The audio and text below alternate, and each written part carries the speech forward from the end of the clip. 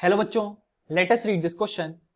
This question says, which of the following are dilution dependent but temperature independent? और हमारे options हैं option A formality, option B molality, option C mole fraction और option D molarity.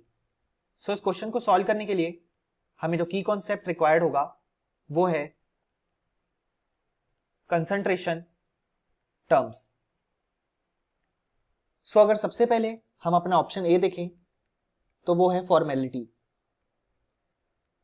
Formality का जो formula होता है वो होता है number of moles of formula units upon volume in litre.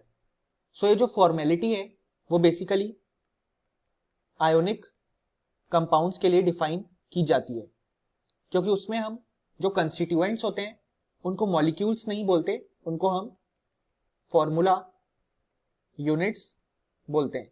जैसे फॉर एग्जांपल एक आयोनिक कंपाउंड है NaCl, तो उसके जो यूनिट्स हैं उसको हम फॉर्मूला यूनिट्स कहेंगे. सो अगर हम इस एक्सप्रेशन को सिंप्लीफाई करें तो वो हो जाएगा mass of solute upon formula mass multiplied by volume in litre. क्योंकि हम जानते हैं जो नंबर ऑफ मोल्स होते हैं वो होते हैं वेट अपॉन मोलर मास, लेकिन यहाँ पे क्योंकि फॉर्मूला यूनिट्स की बात की जाती है तो हम यहाँ पे उसे फॉर्मूला मास कहते हैं.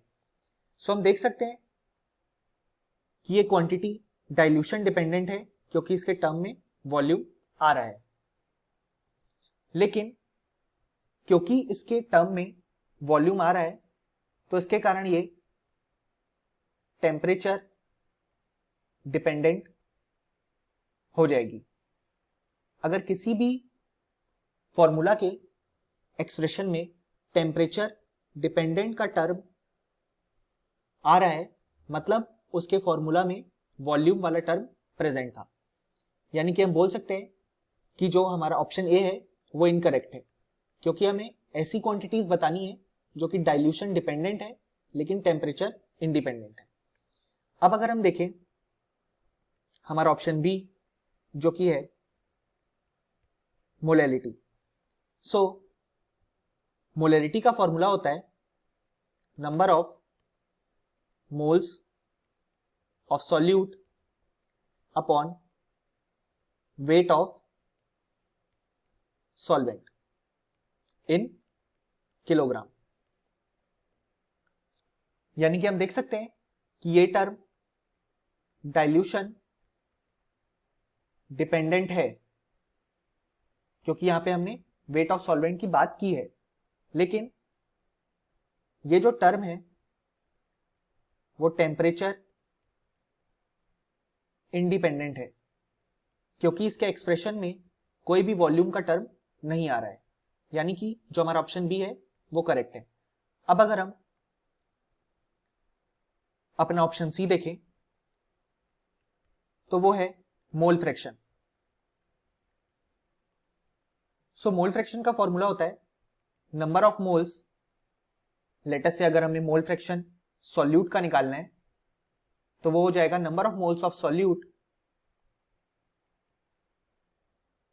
Upon total moles. यानी कि number of moles of solute plus number of moles of solvent. यानी कि हम देख सकते हैं ये टर्म डाइल्यूशन डिपेंडेंट है क्योंकि इसमें भी सॉल्वेंट वाला टर्म आ रहा है, लेकिन मोलैलिटी की तरह ये भी टेम्परेचर इंडिपेंडेंट टर्म है क्योंकि इसमें कोई भी वॉल्यूम का एक्सप्रेशन नहीं है. यानी कि जो हमारा ऑप्शन सी है वो भी करेक्ट है. अब अगर हम अपना लास्ट ऑप्शन डी देखें तो वो है मोलैरिटी. और हम जानते हैं मोलैरिटी का फॉर्मूला होता है number of moles of solute upon volume in litre. यानी कि मोलैरिटी डाइल्यूशन डिपेंडेंट है और साथ में टेम्परेचर डिपेंडेंट भी है, क्योंकि हम क्लियरली देख सकते हैं कि इसके एक्सप्रेशन में वॉल्यूम का टर्म आ रहा है, यानी कि हमारा जो ऑप्शन डी है वो इनकरेक्ट हो जाएगा। सो फाइनली हम लिख सकते हैं कि इस क्वेश्चन के जो करेक्ट आंसर्स हैं वो हैं ऑप्शन बी और option C. Hope you understood it well. Best of luck.